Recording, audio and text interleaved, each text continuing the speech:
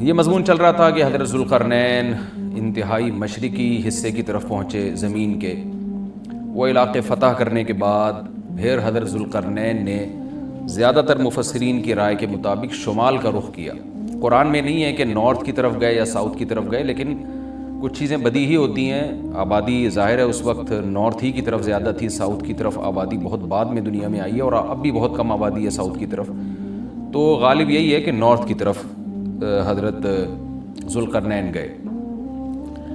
قرآن کہتا ہے ثم اتبع سببا حتی اذا بلغ بین السدین، سد کہتے ہیں بند کرنا، کہتے ہیں نا سد باب، اور انسداد دہشت گردی، باب انفعال میں جائے گا تو انسداد یعنی دہشت گردی کو بند کرنا، تو سدین دو سد یعنی دو آڑیں، تو پہاڑ کو آڑ سے تعبیر کیا گیا ہے کیونکہ پہاڑ رکاوٹ بن جاتا ہے ادھر کی آبادی ادھر اور ادھر کی ادھر جانے کے لیے، تو ایک آڑ کی طرح ہوتا ہے۔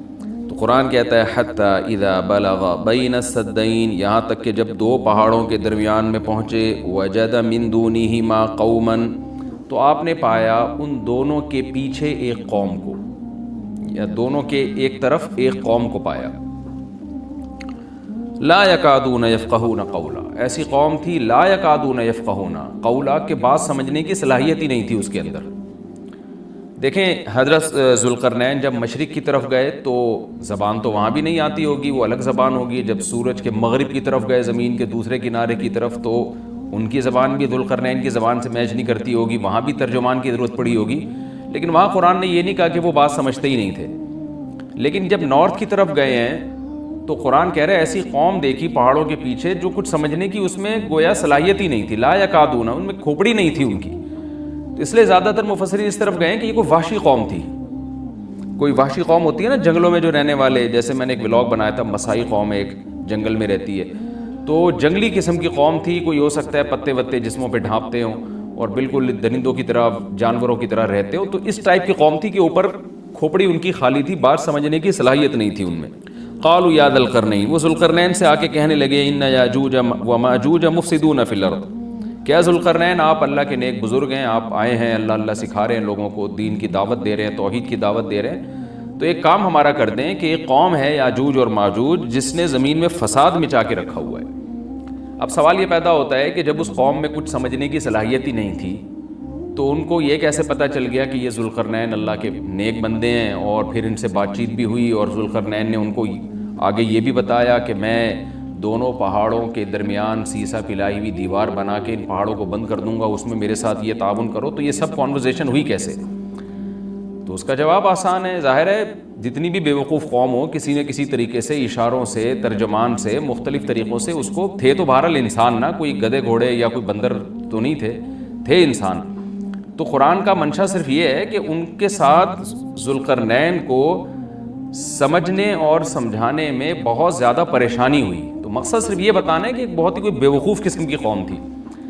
تو باقی قرآن پھر جو واقعے کی تکمیل کے لیے پھر بیچ میں بہت ساری چیزوں کو حذف کر دیتا ہے جو غیر ضروری ہوتی ہیں۔ اب عقل مند یہ بات سمجھ جائے گا کہ ذوالقرنین اور ان کے درمیان جو بات چیت ہوئی اس میں حضرت ذوالقرنین کو بہت زیادہ مشکلات پیش آئیں، ان کی بات کو سمجھنے میں بھی اور سمجھانے میں بھی۔ تو آگے پھر قرآن جو ہے نا کہ جو ان کا جو بڑا مقصد تھا وہ بہرحال حاصل ہو گیا، وہ اشاروں سے ہوا ہو، وہ کوئی ترجمان کے ذریعے ہوا ہو یا کسی بھی طرح سے ہوا ہو، تو حضرت ذوالقرنین نے بھی کوئی حل نکالا ہوگا نا کہ اس قوم کی بات کو سمجھنے کی ہم کوشش کریں، ان کو بہرحال دین کی دعوت دی ہوگی۔ تو اس اشکال کا جواب تو یہ ہے، کیونکہ قالو کا مطلب یہاں نہیں ہے کہ آئے انہوں نے ذوالقرنین کی زبان میں بات کرنا شروع کر دی، جو بھی اپنی زبان میں جس طرح سے بھی بات کی، چاہے اشارہ سے کی ہو یا ترجمان کے ذریعے کی ہو۔ دوسری بات یہ ہے کہ انہوں نے حضرت ذوالقرنین کی طاقت کا تو اندازہ لگا لیا تھا کہ یہ اتنے پاورفل ایک لشکر کے ساتھ آئے ہیں اور ان کے پاس اتنا اسلحہ ہے، اتنے گھوڑے ہیں، تو یہ ہنرمند ہیں۔ اور آگے ریکویسٹ انہوں نے اس لیے بھی کی کہ حضرت ذوالقرنین کی بزرگی کا بھی ان کو اندازہ ہو گیا۔ دیکھیے اللہ تعالیٰ نے انسان کی نیچر ایسی بنائی ہے کہ جو نیک لوگ ہوتے ہیں نا ان کی تقوی اور للہیت کا، ان کی بزرگی کا غیر مسلموں پہ بھی اثر پڑتا ہے۔ ہندوستان میں علماء بتاتے ہیں کہ ہندو مسلمان بزرگوں کے پاس آیا کرتے تھے دعا کرانے کے لیے، اب بھی آتے ہیں۔ انڈیا کے بعض علماء نے ہمیں بتایا کہ ہمارے پاس ہندو بھی آتے ہیں اور کہتے ہیں ہمارے لیے دعا کریں اللہ تعالیٰ سے، کیونکہ ایک لاشعوری طور پر انسان کے ذہن میں یہ بات ہوتی ہے کہ بھئی یہ اللہ والا آدمی ہے۔ جیسے یوسف علیہ السلام جب جیل میں تھے تو غیر مسلم یوسف علیہ السلام کے پاس آئے اور کہنے لگے کہ آپ ہمیں خواب کی تعبیر بتائیں. اب سوال پیدا ہوتا ہے کہ بھئی وہ تو غیر مسلم تھے اور یوسف علیہ السلام نمازی پرہیزگار تھے, تو غیر مسلموں کو کیسے اندازہ ہو گیا کہ یہ خواب کی تعبیر بتائیں گے؟ اس کا جواب یہی ہے کہ لاشعوری طور پر اللہ نے دلوں میں ایک ہیبت ڈالی ہوتی ہے پرہیزگار لوگوں کی, ایک روب ڈالا ہوا ہوتا ہے اور ایک عظمت ڈالی ہوئی ہوتی ہے. تو یوسف علیہ السلام کے پاس آنے والے لوگوں کو یہ بات معلوم تھی کہ یہ عظیم انسان ہے اور یہ ان کو اللہ تعالیٰ وہ باتیں بتا دے گا جو ہمیں نہیں بتاتا, اللہ ان کو خواب کی تعبیر سمجھا دے گا, ہم نہیں سمجھ سکتے. تو یہ ایک لاشعور میں انسان کے ہوتی ہے یہ بات. اور بھی اس پہ بہت ساری مثالیں ہیں, لیکن میں پھر وہ ہمارا یہ لیکچر جس کو ہم فوکس کر رہے ہیں وہ رہ جائے گا. تو ذوالقرنین کے ساتھ بھی یہی ہوا کہ وہ قوم جنگلی وحشی قسم کی تھی, لیکن ان کو طاقت کا بھی اندازہ ہو گیا اور بزرگی کا بھی اندازہ ہو گیا. پھر آ کے انہوں نے درخواست کی. طرز عمل سے یہ لگتا ہے کہ وہ قوم بھی مسلمان ہو گئی تھی, یعنی بغیر لڑائی کے اور بغیر کسی مناظرے بازی کے ذوالقرنین کا مذہب اس قوم نے بھی قبول کر لیا. تو کیا کہنے لگی حضرت ذوالقرنین سے, بھئی آپ ہمارا ایک کام کر دیں, آپ اتنے پاورفل آدمی ہیں, ان یاجوج و ماجوج مفسدون فی الارض. یاجوج ماجوج ایک قوم ہے جس نے زمین میں فساد مچا کے رکھا ہوا ہے, آئے دن قتل و غارت کرتے ہیں وہ, اور ہمارے پاس ان سے لڑنے کی طاقت نہیں ہے.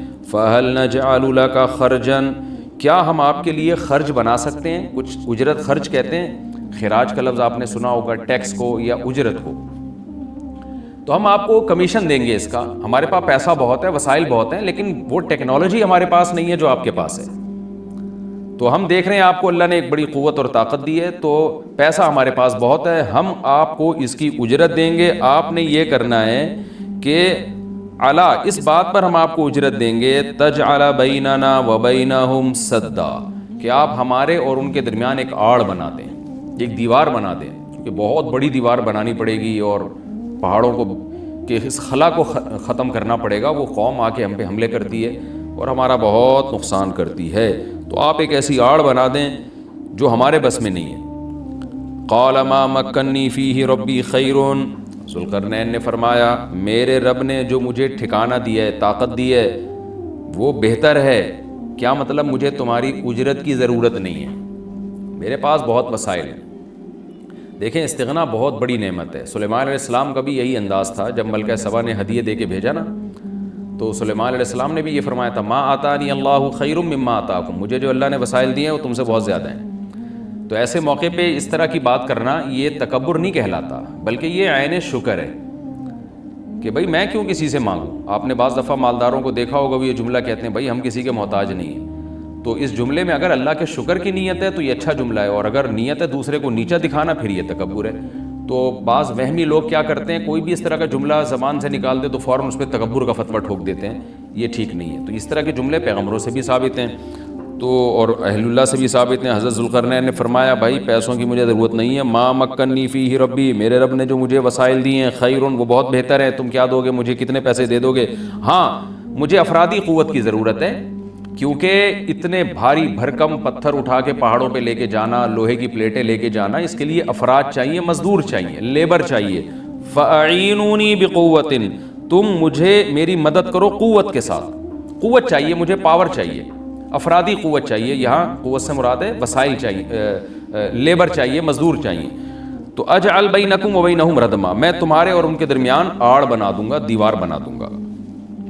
آتونی زبر الحدید, وہ قوت یہ چاہیے کہ دو تم مجھے لوہے کی پلیٹیں, یعنی اوپر چڑھانے میں میری مدد کرو ان کی. تو وہ افراد چاہیے ہمیں بہت بڑی تعداد میں جو لوہے کی پلیٹوں کو لے کے پہاڑوں کے اوپر چڑھیں, اور کوئی بھی اس وقت جو بھی طریقہ انہوں نے اختیار کیا ہوگا, ان پلیٹوں کو ہم دونوں پہاڑوں کے بیچ میں رکھیں گے. حتی اذا ساوا بین الصدفین, یہاں تک کہ جب دونوں کنار, صدف کہتے ہیں پہاڑ کے کنارہ, دونوں کناروں کے درمیان ان لوہے کی پلیٹوں کو. اچھا یہاں بھی اندماج ہے, صنعت اندماج کا مطلب بہت سے واقعات قرآن بیچ میں حذف کر رہا ہے. تو ایسا ہی نہیں ہے کہ بنی بنائی پلیٹیں, انہوں نے کوئی اسٹیل مل تھی اور وہ پلیٹیں پہلے سے تیار رکھی ہوئی تھیں. ظاہر ہے ذوالقرنین نے کیا کیا, لوہا جمع کیا پہلے. حضرت ذوالقرنین نے کس قدر محنت لگی ہوگی, پہاڑوں کے درمیان بہت زیادہ لوہا چاہیے, تو کہاں کہاں سے پتہ نہیں کتنے مہینے کا یہ پروسیس ہوگا, کتنے سال اس پروجیکٹ میں لگے ہوں گے, کہاں کہاں سے لوہا جمع کیا ہوگا. ہو سکتا ہے زمین میں کھدائی کا کام شروع کیا ہو پہلے کہ زمین سے لوہا نکالیں ہم, پھر اس لوہے کو گرم کر کے اس کو بھٹیوں میں گرم کر کے کیسے پلیٹوں کی شکل میں تبدیل کیا ہوگا. تو یہ کوئی آسان کام نہیں ہے. لیکن قرآن نے اس پورے واقعے کو حذف کر دیا اور مختصراً بیان کیا. آتونی زبر الحدید, جو لوہے کی پلیٹیں ہم نے تیار کی ہیں وہ لا کے دو. حتی اذا ساوا بین الصدفین, جب ان پلیٹوں کو دونوں پہاڑوں کے بیچ میں ایسے ایسے نصب کرنا شروع کر دیا.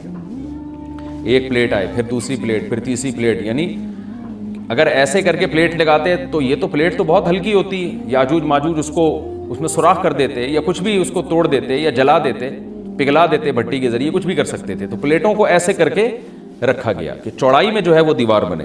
قال انفخوا, تو ذوالقرنین نے کہا اب ان میں آگ بھڑکاؤ. انفخوا کا مطلب پھونک مارنا ہے, لیکن یہاں پھونک سے بھٹی کی جو گرم کرنے کے لیے جو ہوا ڈالی جاتی ہے نا, جو جیسے آپ نے دیکھا ہوگا نا پرانے زمانے میں خواتین جو تھیں وہ بوڑھی مائیں کیا کرتی تھیں, دادیاں, وہ ایک پائپ لے کے نا کوئلوں میں پھونک مارتی تھیں. اس سے کیا ہوتا ہے, وہ ٹیمپریچر بڑھتا ہے. آج بھی میں نے گاؤں دیہاتوں میں دیکھا ہے بھٹیوں میں کہ وہ ہوا کا پریشر بنانے کے لیے انہوں نے کچھ دیسی قسم کی مشینیں لگائی ہوئی ہوتی ہیں. ایک صاحب کو میں نے دیکھا وہ سائیکل کا پہیے پہ پتہ نہیں کون سی مشین لگائی ہوئی ہے, اس سائیکل گھمائے جا رہے ہیں, ادھر سے ہوا نکل رہی ہے اور وہ لوہا پگھلنا شروع ہو گیا. تو بھٹی میں جو پہلے زمانے میں ٹیمپریچر بڑھایا جاتا تھا وہ ہوا کا پریشر بڑھا کے ہی بڑھایا جاتا تھا, یا ہو سکتا ہے کوئی گیس ہو جس کا پریشر بڑھانے کو انفخو سے تعبیر کیا جا رہا ہے. حتی اذا جعلہ نارا, یہاں تک کہ جب ان پلیٹوں کو بہت زیادہ گرم کر دیا اور آگ کی طرح, وہ پلیٹیں بیچ میں نصب کر کے نا آگ کی طرح پگھلنے لگیں, پانی کی طرح وہ پگھلنے لگیں. تو قال آتونی افرغ علیہ قطرہ, جب وہ گرم ہو گئی نا بہت زیادہ, تو پہلے سے تانبا پگھلا کے رکھا ہوا تھا. یہاں بھی وہی تفصیل ہے کہ حضرت ذوالقرنین نے جو اتنا زیادہ تانبا پگھلا کے پہلے سے بالکل وہ پانی کی طرح تانبا پگھلایا ہوا تھا. میں نے دیکھا ہے جو کاپر ہے پگھلتا ہوا بھٹیوں میں, مجھے تو ایسی چیزیں دیکھنے کا بڑا شوق ہے. تو وہ اتنا زیادہ اس کا ٹیمپریچر ہوتا ہے نا کہ ایسا لگتا ہے جیسے جہنم کی آگ ہے. اللہ ہم سب کو محفوظ رکھے. تو میں کبھی کبھار جب یہ آیت پڑھتا ہوں تو میں سوچتا ہوں کہ کتنا بڑی مقدار میں حضرت ذوالقرنین نے کہاں سے تانبا جمع کیا ہوگا, پھر اس کو کیسے اس زمانے میں, جو صدیوں پرانی بات ہے, جب ٹیکنالوجی نے اتنی ترقی نہیں کی تھی, اس کا تو عشر اشیر بھی نہیں تھا, لیکن کیسے اس کو پگھلایا ہوگا انہوں نے حضرت ذوالقرنین نے. تو وہ کسی دیگڑے میں جناب اتنا زیادہ, پھر دیگ کہاں سے لائے ہوں گے, وہ دیگ تو خود پگھل جائے گی. اس کے لیے مخصوص قسم کی ایک کوئی میٹل ہوتا ہے کہ اس کا ٹیمپریچر اور تانبے کا ٹیمپریچر میں فرق ہوتا ہے, کہ تانبا جس ٹیمپریچر پہ پگھلے گا تو اس دھات کو, تانبے کو جس دیگ میں ڈالا جائے وہ اس ٹیمپریچر پہ نہ پگھلتا ہو, یا کوئی پتھر کی دیگ ہوگی, جو بھی ہوگا, لیکن بہرحال یہ ساری چیزیں محیر العقول ہیں.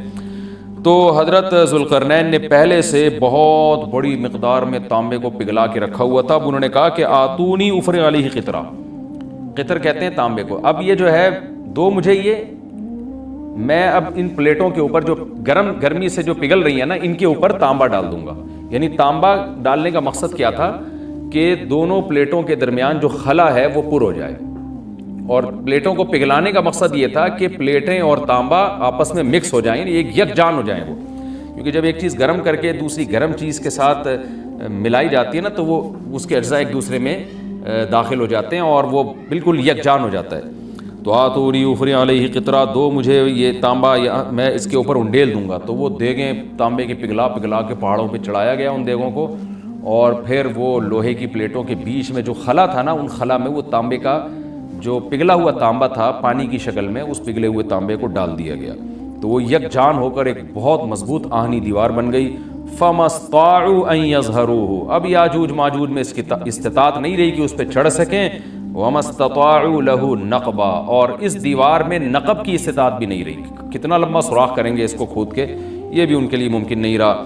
جب اتنا زبردست پروجیکٹ چند مہینوں میں یا چند سالوں میں مکمل ہوا, یا چند دنوں میں, اس کی حقیقت اللہ ہی جانتا ہے, لیکن یہ بہت بڑا پروجیکٹ تھا, بہت ایک شاندار کام تھا, جو شاید اس زمانے میں بہت مشکل ہو.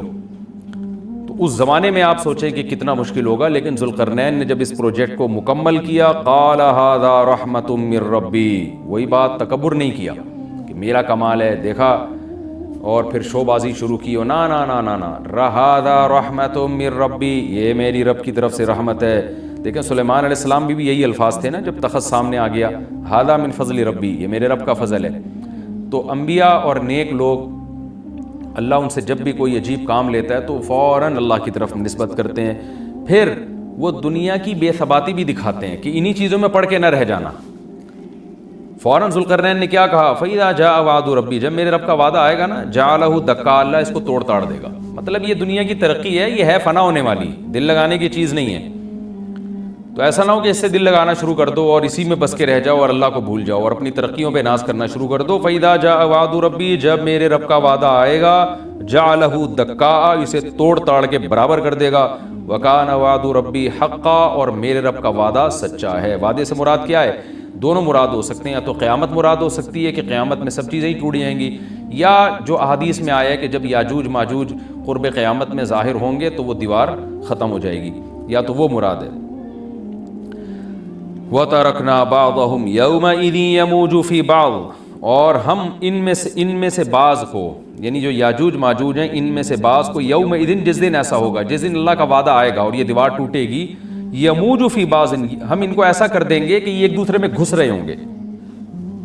یہ مضمون احادیث میں آیا ہے۔ دیکھیں قرآن میں اور احادیث صحیحہ میں جو یاجوج ماجوج اور اس دیوار کا ہمیں ملتا ہے نا، میں صرف اس کو آپ کے سامنے بیان کروں گا، باقی اس بارے میں ڈیٹیل میں آپ جائیں گے تو بہت کچھ آپ کو انٹرنیٹ پہ بھی مل جائے گا، مفسرین کی کتابوں میں بھی مل جائے گا، اور لوگوں کی اپنی اپنی تحقیقات ہیں، اپنے اپنے تبصرے ہیں۔ نہ میں ان تبصروں کو صحیح کہہ رہا ہوں نہ غلط کہہ رہا ہوں، کتابیں بھری ہوئی ہیں، وہ آپ جائیں پڑھیں اس کو، لیکن جتنی بات قرآن سے اور صحیح احادیث سے یاجوج ماجوج کے بارے میں ثابت ہوتی ہے، میں صرف اس کو آپ کے سامنے ابھی پیش کر رہا ہوں۔ پہلا عقیدہ تو یہ ثابت ہوتا ہے کہ یاجوج ماجوج ایک قوم ہے، انسان ہیں، وہ کوئی انسانوں کے علاوہ کوئی الگ مخلوق نہیں ہے، لیکن ہیں بڑے فسادی۔ دوسری بات یہ بہت قدیم ہے، ذوالقرنین جب گئے تو اس سے پہلے کی یہ قوم ہے اور زمین میں پہلے سے فساد مچا رہی ہے، لیکن بہت زیادہ ان کی کثرت نہیں تھی جتنی کثرت قرب قیامت میں ہوگی، کیونکہ نسل ان کی بہت تیزی کے ساتھ بڑھ رہی ہے۔ تیسری بات یہ ہے کہ اللہ نے ان کو دنیا کے کسی حصے میں رکھ کے چھپا دیا ہے۔ چھپایا اس لیے ہے کہ ان کے ظاہر ہونے کا ایک ٹائم ہے، اور وہ ہے حضرت عیسیٰ علیہ السلام کا دور۔ حضرت عیسیٰ ابن مریم کے دور میں یاجوج ماجوج ظاہر ہوں گے، تو اسی کو آپ چوتھا پوائنٹ بھی کہہ سکتے ہیں۔ تیسرا پوائنٹ کیا ہو گیا کہ ان کو چھپا دیا گیا ہے، لہذا یہ جو لوگ کہتے ہیں نا یاجوج ماجوج دریافت ہو گئے ہیں، فلاں جگہ ہیں فلاں جگہ ہیں، تو بھائی ہمیں جب ایک چیز چھپا دی گئی ہے اور ایک ٹائم بتا دیا گیا ہے کہ اس ٹائم پہ ظاہر ہوں گے، تو اس سے پہلے وہ دریافت ہو ہی نہیں سکتے۔ پہلے دریافت ہو گئے تو اس کا مطلب نبی صلی اللہ علیہ وسلم کی گویا پیش گوئی غلط ہو گئی، تو جو جس کا ٹائم ہے اسی ٹائم پہ وہ ظاہر ہوں گے۔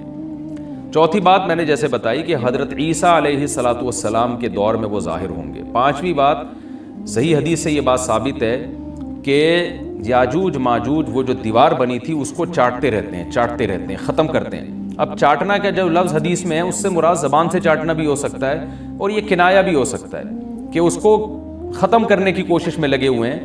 اور ایسے چاٹنا، جب ہم کوئی چیز چاٹتے ہیں نا تو بہت تھوڑی تھوڑی وہ ختم ہوتی ہے، تو اتنی موٹی اتنی بڑی دیوار ہے کہ وہ انہوں نے اپنی اسٹرگل اور اپنی محنت نہیں چھوڑی ہے، تو وہ دیوار کو کسی نہ کسی طریقے سے گھسائی میں اس کے لگی رہتے ہیں۔ تو زبان سے بھی چاٹنا ہو سکتا ہے اور کسی اور طریقے سے اس کو ختم کرنے کی کوشش بھی مراد ہو سکتی ہے۔ اور حدیث میں آتا ہے کہ ایک دن آئے گا وہ جب ختم ہونے والی ہوتی ہے نا، تو وہ کہتے ہیں کہ ہم کل اس کو دوبارہ شروع کریں گے اور کل ہم اس کو ختم کر دیں گے، لیکن وہ اللہ تعالیٰ اپنی قدرت سے دوبارہ اس دیوار کو اتنا ہی موٹا کر دیتے ہیں جتنا ذوالقرنین نے کیا تھا۔ تو قرب قیامت میں جب حضرت عیسیٰ علیہ السلام کا ظہور ہوگا تو وہ یہ کہیں گے ہم انشاءاللہ اس کو کل ختم کریں گے۔ تو انشاءاللہ کا لفظ جب استعمال کریں گے، کیونکہ وہ قوم ہے کافر، وہ اللہ پہ اعتماد کرنا، اللہ پہ توکل کرنا یہ چیز نہیں ہے۔ جیسے کافر تو نہیں کہے گا نا اللہ نے چاہا تو وہ اللہ پہ یقین نہیں رکھتے، تو وہ جب اللہ کا نام لیں گے اور کہیں گے کہ اللہ نے چاہا تو ہم اس کو کل ختم کر دیں گے، تو پھر اسلام کی وجہ سے وہ دیوار ختم ہو جائے گی۔ اس کی مثال ایسے جیسے حدیث میں آتا ہے، پچھلی قوموں میں ایک نوجوان تھا جو جادوگر کے پاس بھی جاتا تھا اور راہب کے پاس بھی جاتا تھا، جس کا سورہ بروج میں تذکرہ ہے، والسماء ذات البروج میں۔ تو جب وہ نوجوان پکڑا گیا، وہ مسلمان ہو گیا تھا، بادشاہ نے اس کو بھیجا تھا جادوگر کے پاس کہ جادو سیکھے، لیکن وہ راہب کے پاس جاتا، عیسائیت سیکھی اس نے اور نیک مسلمان بن گیا۔ تو بادشاہ نے اس کو قتل کرنے کی حتی الامکان کوشش کی، مگر وہ قتل نہیں ہو پا رہا تھا۔ بادشاہ اس نے اس کو پہاڑ پہ بھیجا، اپنے سپاہیوں کو لے کے کہ پہاڑ سے لے جا کے اس کو گرا دو، لیکن اللہ نے مدد کی کہ وہ سپاہی گر گئے، یہ بچ گیا۔ بادشاہ نے حکم دیا اس کو سمندر میں لے جا کے غرق کر دو، وہ سارے سپاہی غرق ہو گئے، یہ بچ گیا۔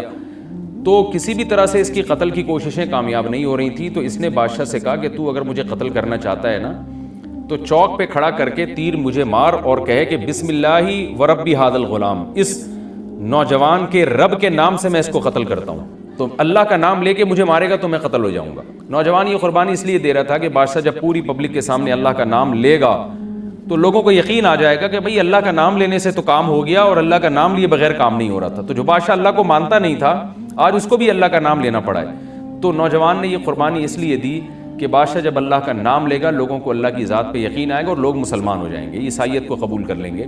تو اس نوجوان نے یہ قربانی دی اور بادشاہ نے اللہ کا نام لے کے جب تیر مارا تو وہ نوجوان شہید ہو گیا، اور لیکن پورا ملک مسلمان ہو گیا، عیسائیت قبول کر لی۔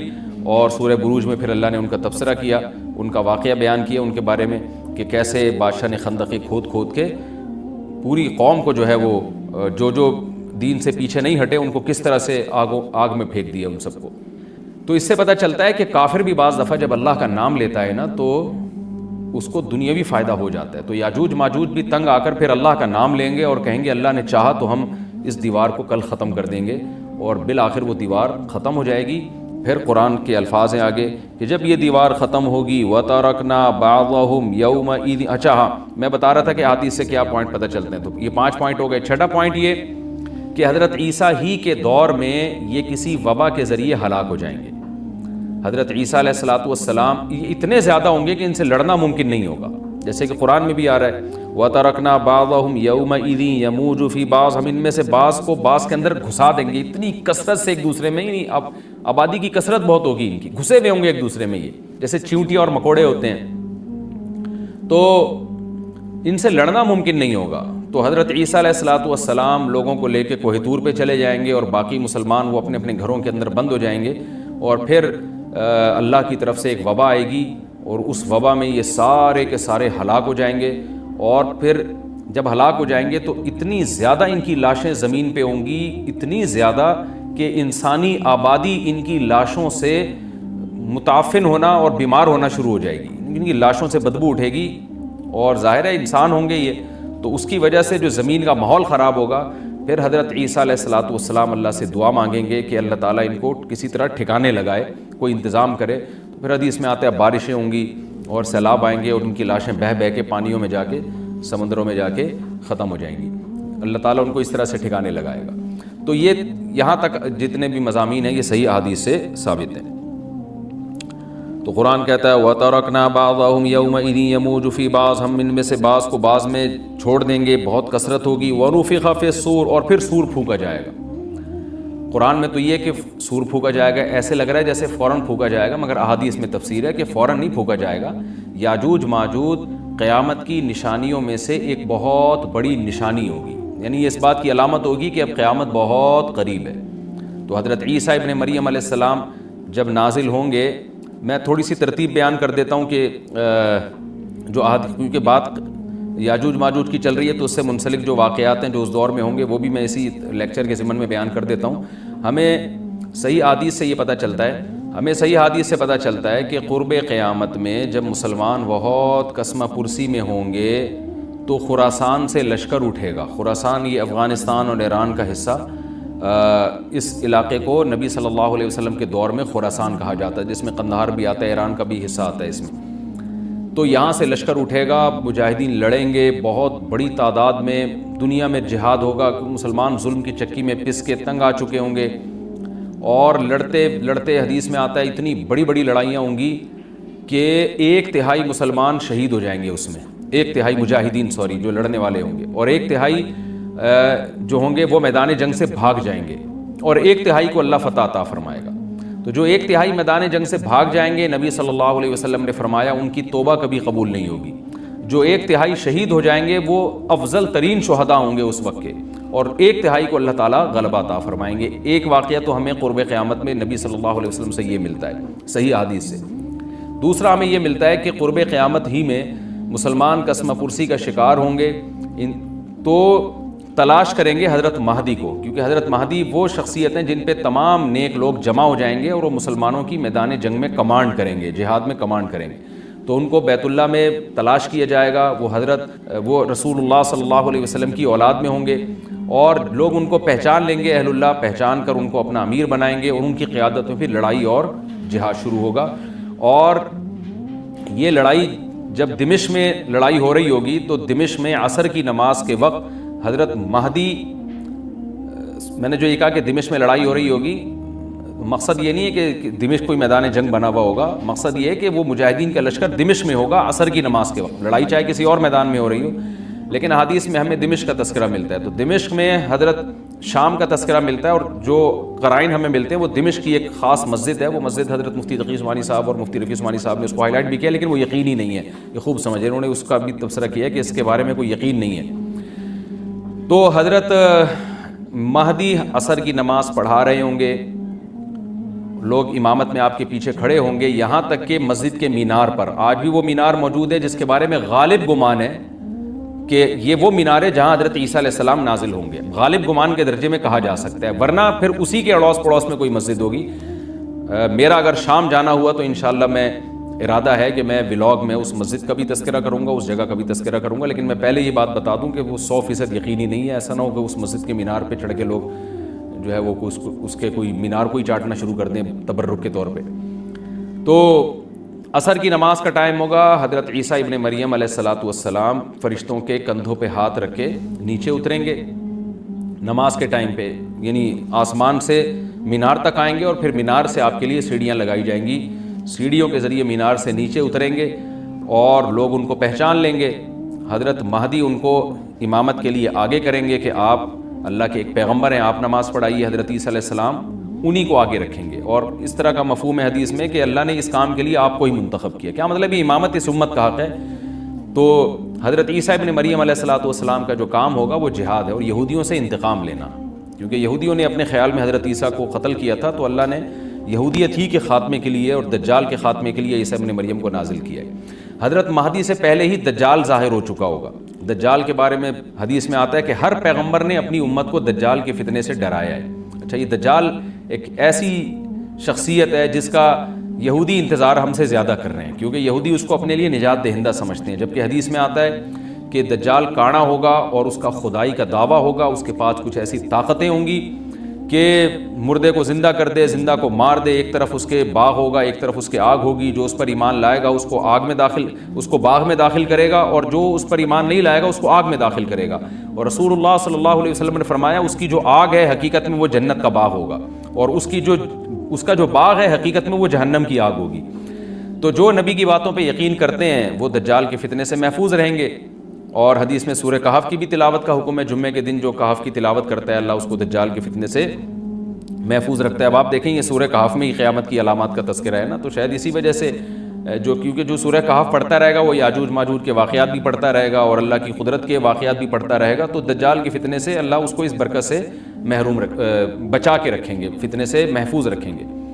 تو وہ ایسی طاقتیں دکھائے گا، بے وقوف لوگ اس پہ ایمان لے آئیں گے. حدیث میں آتا ہے کہ کانا کبھی بھی خدا نہیں ہو سکتا، نہیں اس کی تو ایک آنکھ ہوگی نہیں، لیکن بے وقوف لوگ اس کے یہ کچھ ظاہری کمالات دیکھیں گے، یہ نہیں دیکھیں گے کہ یہ تو شکل بھی اس کی اچھی نہیں ہے. یعنی خدا کم از کم جمال والا ہوتا ہے نا، یہ تو ہے بھی کانا. اور اس کے بڑا بڑا کافر بھی لکھا ہوا ہوگا واضح طور پر، جس سے پتہ چلے گا. لیکن احمق اور بیوقوف لوگ جیسے روحانی عامل کو کچھ شعبدے دیکھ کر ان پہ سے متاثر ہو جاتے ہیں نا، روحانی عاملوں کے شعبدے دیکھ کے، تو ایسے ہی دجال کے شعبدے دیکھ کے متاثر ہوں گے. تو بہت لوگوں کو، خلقت کو، بہت بڑی امت کو گمراہ کرے گا دجال. اہل اللہ کو اللہ تعالیٰ اس کے فتنے سے محفوظ رکھے گا. پھر حضرت عیسیٰ ابن مریم جب نازل ہوں گے تو وہ دجال کو قتل کریں گے. حدیث میں آتا ہے کہ نیزے کے ذریعے گھوڑے پہ بیٹھ کے قتل کریں گے. علماء نے اس حدیث کا دو مطلب بیان کیے ہیں کہ یا تو اس کا مطلب یہی ہے کہ واقعی گھوڑے پہ بیٹھیں گے، نیزہ استعمال کریں گے. زمین جو ہے وہ اتنی پہلے اس سے جنگیں ہو چکی ہوں گی کہ لوگ دوبارہ تلواروں گھوڑوں کی طرف آ جائیں گے. اس بات کا امکان ہے، ہر ملک ایٹمی طاقت بن چکا ہے. تو اگر یہ ایٹم بم سارے ملک آپس میں چلا دیں تو ہم دوبارہ گدے گھوڑوں والی زندگی پر آ جائیں گے. ٹیکنالوجی ساری تباہ و برباد ہو جائے گی، انسان کی ترقی. تو اس بات کا بھی امکان ہے کہ کوئی اس سے پہلے ہو سکتا ہے کوئی ایسی جنگ عظیم ہو کہ انسانیت دوبارہ پہاڑوں پتھروں کے دور میں آ جائے. لیکن ظاہر یہ معلوم ہوتا ہے کہ رسول اللہ صلی اللہ علیہ وسلم نے جو کلام کیا ہے ظاہر ہے اس دور کے لحاظ سے جو لوگوں کے جہاں تک جو لوگوں کی مینٹل اپروچ ہے وہاں تک، تو نبی صلی اللہ علیہ وسلم میزائل یا اور ٹینکوں کا تذکرہ کرتے تو کیا سمجھ میں آتا؟ تو گھوڑے سے مراد ہے جو اس زمانے کا گھوڑا ہوگا، اور نیزے سے مراد ہے اس زمانے کا جو اسلحہ ہوگا، کیونکہ نیزہ نبی کے دور کا ایک مناسب اسلحہ تھا اور گھوڑا نبی کے دور کی میدان جنگ کی ایک مناسب سواری تھی۔ تو اس سے یہ بھی پتہ چلتا ہے کہ ہو سکتا ہے عیسیٰ ابن مریم نیزے کے بجائے کلاشنکوف کا استعمال کر لیں، تو یعنی وہ نیزہ جو ہے وہ اس کلاشنکوف کی یا جو بھی اسلحہ اس وقت حضرت عیسیٰ ابن مریم استعمال کریں گے اس کی ایک تعبیر ہے، تو اس کا بھی پورا امکان ہے۔ تو ہمیں بہرحال اتنا ایمان ہمارے لیے ضروری ہے کہ دجال کو قتل کرنے والی جو ذات ہے جو شخصیت ہے وہ عیسیٰ ابن مریم علیہ السلام ہے۔ تو حضرت عیسیٰ کے ذریعے اللہ تعالیٰ دجال کو قتل کریں گے، اور حضرت عیسیٰ کی قیادت میں زبردست جہاد ہوگا۔ حدیث میں آتا ہے کہ عیسیٰ ابن مریم اس دنیا کو امن سے بھر دیں گے، اتنا امن ہو جائے گا اور اتنی مالی فراوانی ہوگی، اتنی مالی، کیونکہ دنیا میں مال بہت ہے، ڈسٹریبیوشن صحیح نہیں ہے، جو تقسیم ہے نا مال کی وہ ظالمانہ ہے، جس کی وجہ سے غریب سے غریب تر ہے، امیر سے امیر تر ہے۔ حضرت عیسیٰ ابن مریم ایسا نظام قائم کریں گے کہ جس سے مال کی صحیح تقسیم ہو، اور لوگ اٹھیں گے زکوٰۃ کا مستحق تلاش کریں گے اور لوگوں کو زکوٰۃ کا مستحق نظر نہیں آئے گا، غریب تلاش کرنا مشکل ہو جائے گا۔ یعنی ایک آدمی، حدیث کا مفہوم ہے کہ زکوٰۃ لے کے گھومتا رہے گا اور اس کو کوئی غریب نہیں ملے گا، اتنی مالی فراوانی ہو جائے گی۔ پھر ترمذی کی روایت میں آتا ہے کہ اللہ کی طرف سے برکتیں ایسی نازل ہوں گی کہ بڑے بڑے انار پیدا ہوں گے، بڑے بڑے انگور پیدا ہوں گے، زمین اپنی برکتیں کھول دے گی، اور حضرت عیسیٰ علیہ السلام خنزیر کو بھی دنیا سے ختم کر دیں گے، خنزیر کی نسل کو ختم کر دیا جائے گا، وَيَضَعُ الْجِزْيَةَ، اور جزیہ کا نظام ختم، اما الاسلام و اما السیف، یا تو تلوار یا اسلام، اس کے علاوہ نہیں۔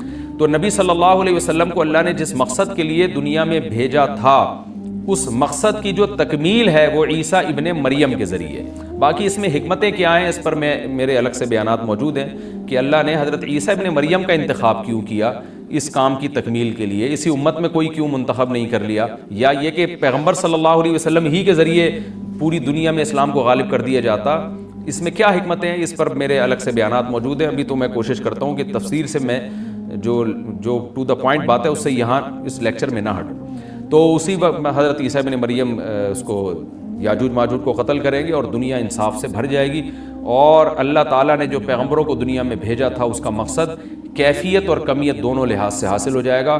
اس کے بعد پھر آہستہ آہستہ دنیا میں زوال شروع ہوگا، اور پھر جب پوری دنیا کے لوگ زوال کا شکار ہوتے ہوتے کفر کی طرف جائیں گے، گناہوں کی طرف، اور حدیث میں آتا ہے جب تک ایک شخص بھی اللہ کا نام لینے والا ہوگا اس دنیا پر قیامت نہیں آئے گی، یہاں تک کہ آخری شخص دنیا سے اٹھے گا جو اللہ کا نام لیا کرتا تھا، تو اس کے بعد اللہ تعالیٰ سور پھونکیں گے، جبریل کو حکم دیں گے سور پھونکنے کا، اور اس دنیا کو تباہ و برباد کر دیا جائے گا۔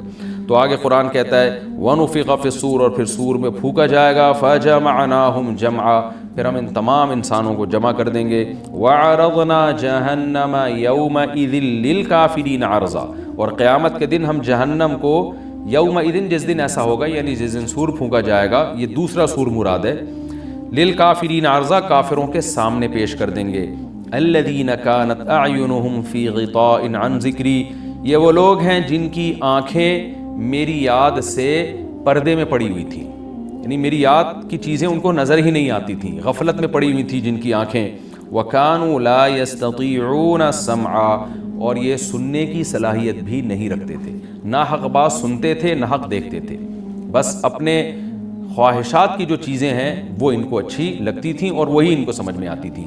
تو یہ ہمارا رکوع الحمدللہ کمپلیٹ ہو گیا۔ اس رکوع میں ہمیں بہت سارے اسباق ملتے ہیں، میں نمبر وار اس کو مختصراً بیان کر دیتا ہوں۔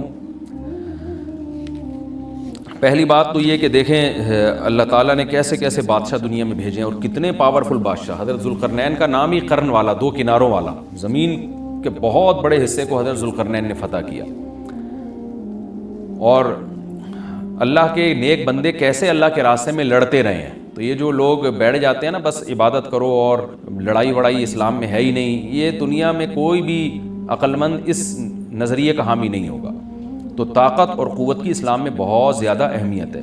اس سے ہمیں یہ بھی پتہ چلتا ہے کہ اپنے ملک کی، خاص طور پر اسلامی ملک کی جو فوجی قوتیں ہیں، جو فوجی طاقتیں ہیں، ان کی ہمیں قدر کرنی چاہیے، کیونکہ اگر کوئی بھی ملک عسکری لحاظ سے کمزور ہو جائے، کیونکہ اللہ تعالیٰ تو جو عسکری لحاظ سے طاقتور قومیں تھیں اللہ نے ان کا کتنا تذکرہ کیا، ہاں وہ اللہ کے باغی نہ ہوں، تو اسلامی ملک میں کوئی بھی اسلامی کنٹری ہے، چاہے سعودی عرب ہے، چاہے پاکستان ہے، چاہے ترکی ہے، کوئی بھی اسلامی کنٹری ہے، اس کی فوج کی قدر کرنی چاہیے، کیونکہ اسی کی وجہ سے ملک کا بارڈر محفوظ ہوتا ہے۔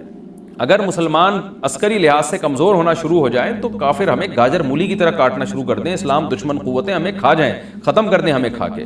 تو نیک قوتوں کو اپنی بقا کے لیے ہمیشہ سے ایک اسلحے کی اور طاقت کی ضرورت رہتی ہے، اس کی اہمیت اسلام میں بہت زیادہ ہے۔ موسیٰ علیہ السلام کے بعد کتنے بڑے بڑے جنگی کمانڈر پیدا ہوئے، ذوالقرنین کا اللہ نے کیسا تذکرہ کیا، ذوالقرنین کی عبادت کا کہیں بھی تذکرہ نہیں، حالانکہ وہ بڑے عبادت گزار بھی تھے۔ داؤد علیہ السلام کی عبادت کا تذکرہ بھی ہے، ان کی تلوار اور طاقت کا تذکرہ بھی ہے۔ تو اللہ تعالیٰ جہاں عبادت کا تذکرہ کرتے ہیں تو طاقت اور قوت کا بھی تذکرہ کرتے ہیں۔ اس سے عسکری لحاظ سے اپنے آپ کو مضبوط کرنے کی اہمیت کا ہمیں پتہ چلتا ہے کہ اسلام میں اس کی بڑی اہمیت ہے۔ کسی بھی اسلامی ملک کی فوج کا مورال کسی بھی لحاظ سے ڈاؤن نہیں ہونا چاہیے، اور عسکری لحاظ سے وہ کسی بھی لحاظ سے کمزور نہیں ہونی چاہیے، اور اس کو چاہیے کہ اعدوا لهم ما استطعتم من قوہ پر عمل کرے، کہ قرآن کہہ رہا ہے روز بروز اپنی طاقت اور قوت میں اضافہ کرنے کی کوشش کرو۔ اس سے مسلم قوم کو کبھی بھی غافل نہیں ہونا چاہیے، اور کوئی بھی ایسا کام جس سے مسلمان قوتیں اور طاقتیں کمزور ہونا شروع ہو جائیں، اس کام سے ہمیں بچنا چاہیے۔ دوسری بات ہمیں یہ پتہ چلی کہ اللہ تعالیٰ نے اہل اسلام کے ذمے پوری دنیا کی ذمہ داری لگائی ہے، کسی ایک ملک کی نہیں۔ جتنے بھی پیغمبر آئے ہیں جب وہ دنیا فتح کرنا شروع کی ہے تو کہیں رکے نہیں ہیں وہ کہ بھئی یہاں تک، اس سے آگے نہیں جانا۔ ان کی صلاحیت ہی ختم ہو گئی ہو، وسائل ہی ختم ہو گئے ہوں تو الگ بات ہے۔ تو پوری دنیا ہے جس میں اللہ کے دین کو غالب کرنا ہے۔ اب اس کا طریقہ کیا ہوگا؟ ظاہر ہے جو جس زمانے میں سوٹیبل طریقہ ہو وہ اختیار کیا جائے گا۔ تو حضرت ذوالقرنین پہلے انتہائی مشرق کی طرف گئے ہیں، جہاں سورج نکلتا ہے تو وہاں سے جہاں سے آبادی شروع ہو رہی ہے، اور ان کا خیال تھا کہ اب آگے آبادی نہیں ہے تو پھر جا کے اسٹاپ کیا ہے۔ مغرب میں بھی ایسے ہی، شمال میں بھی ایسے ہی۔ تو ہمیں جب دیکھتے ہیں کہ جب صحابہ کرام نے دنیا فتح کرنا شروع کی ہے تو ہمیں مسلمان کمانڈروں میں بھی ایسے واقعات ملتے ہیں کہ وہ علاقے فتح کرتے کرتے سمندر کے کنارے پہنچے، اور انہوں نے سمندر کو دیکھ کے کہا کہ تیرے آگے بھی آبادی ہوتی نا تو ہم اللہ کا کلمہ وہاں بھی بلند کرتے۔ تو یہ دور تھا مسلمانوں کا، اور یہ عیسیٰ ابن مریم دوبارہ پھر وہی کریں گے، پوری دنیا کو فتح کریں گے۔ تو حضرت ذوالقرنین کے اس واقعے سے پتہ چلتا ہے کہ پوری دنیا کی ذمہ داری اللہ نے ہمیشہ سے اہل اللہ پہ لگائی ہے، اور وہ پوری دنیا میں اللہ کے دین کو غالب کرنے کی کوشش میں ہمیشہ سے لگے رہے ہیں۔ تیسری بات ہمیں پتہ چلتی ہے کہ اسباب اور وسائل کی اہمیت۔ حضرت ذوالقرنین نے جب اتنا پہاڑوں کے بیچ میں اتنا یعنی لوہے کی پلیٹیں لگا کے، تانبا پگھلا کے آہنی دیوار بنائی ہے تو خوش ہوئے ہیں، ھذا رحمت من ربی، یہ میرے رب کی رحمت ہے۔ تبھی تو اللہ کا شکر ادا کیا نا، خوشی پہ شکر ادا کیا جاتا ہے۔ تو اس سے یہ بھی پتہ چلتا ہے کہ سائنس اور ٹیکنالوجی، دیکھیں یہ کام ٹیکنالوجی کے بغیر ممکن نہیں تھا۔ تبھی تو اس قوم نے کہا نا ذوالقرنین سے کہ ہم پیسے آپ کو دیں گے، لیکن ہمارے پاس وہ وسائل نہیں ہیں، وہ ٹیکنالوجی نہیں ہے ہمارے پاس۔ اور بظاہر ایسا لگتا ہے کہ ان کے پاس لوہا بھی تھا، تانبا بھی تھا، کیونکہ حضرت ذوالقرنین اب یہ تو نہیں ہے نا کہ زمین کے مشرق کی طرف دوبارہ لوہا جمع کرنے گئے ہوں، تو وہیں سے جو کچھ ہوگا نکالا ہوگا۔ تو وسائل اس قوم کے پاس تھے، ٹیکنالوجی نہیں تھی کہ اس لوہے کو اور اس تانبے کو پگھلا کے دونوں پہاڑوں کے بیچ میں پلیٹیں کیسے بنانی ہیں اور ان کو کیسے ان کے بیچ میں تانبا کر کے کہانی دیوار بنائی، یہ ٹیکنالوجی ان کے پاس نہیں تھی۔ تو اس سے ہمیں ٹیکنالوجی کی ویلیو کا بھی پتہ چلتا ہے۔ آج مسلمان اس میں بھی بہت پیچھے چلے جا رہے ہیں اور اس کو مذہب سمجھنا شروع کر دیا ہے، یہ بات بھی غلط ہے۔ حضرت ذوالقرنین نے اتنی طاقت اور قوت کا استعمال کیا اور اتنے زبردست طریقے سے اس وقت جو بھی اس سوٹیبل ٹیکنالوجی تھی اس کا استعمال کر کے دو پہاڑوں کے بیچ کے راستے کو بند کر دیا اور اس پہ خوشی منائی حضرت ذوالقرنین نے۔ یہ نہیں کہا کہ بھئی اس سے کچھ بھی نہیں ہوتا، اصل میں تو بس انسان کو چاہیے کہ وہ اللہ اللہ کیا کرے بیٹھ کے، اور یہ کیا اللہ سے بس مدد مانگو، اللہ ہی۔ یاجوج ماجوج کے بارے میں ان کو کہہ دیتے ذوالقرنین کہ تم سب رات کو تہجد میں اٹھ کے دعائیں مانگو، اللہ یاجوج ماجوج سے تمہیں بچا لے گا۔ نہ، حضرت ذوالقرنین نے کہا دعائیں بھی مانگو، یقیناً حکم دیا ہوگا دعائیں مانگنے کا، لیکن ہم پورے اسباب اور وسائل استعمال کریں گے، لوہے کی پلیٹیں بنائیں گے، تانبے کو پگھلائیں گے، اوپر چڑھائیں گے اور اس طرح سے پوری مضبوط دیوار بنائیں گے۔ آج مسلمان ہاتھ پہ ہاتھ رکھ کے بیٹھ گیا ہے اور وظیفوں میں اور جو ہے بس وہ چند صبح شام کے وظیفے پڑھ کے وہ سمجھتا ہے کہ ساری دنیا کے سارے مسائل کا حل اس سے ہو جائے گا۔ ایسا نہیں ہے، آپ کو بہت زیادہ ترقی کرنی ہے، بہت زیادہ اسباب و وسائل میں آپ کو غیر مسلموں سے آگے نکلنا ہے۔ جیسے کہ قرون اولا کا مسلمان نکلا تھا، تبھی اللہ نے اس کے لیے دنیا میں فتوحات کے دروازے کھولے تھے۔ تو اللہ ہمارے لیے فتوحات کے دروازے جب ہی کھولے گا جب ہم عبادت کے ساتھ ساتھ سائنس اور ٹیکنالوجی کے میدان میں بھی آگے بڑھنے کی کوشش کرے، اور ہمیں قرب قیامت کی علامتیں بھی اس رکوع میں پتہ چلتی ہیں۔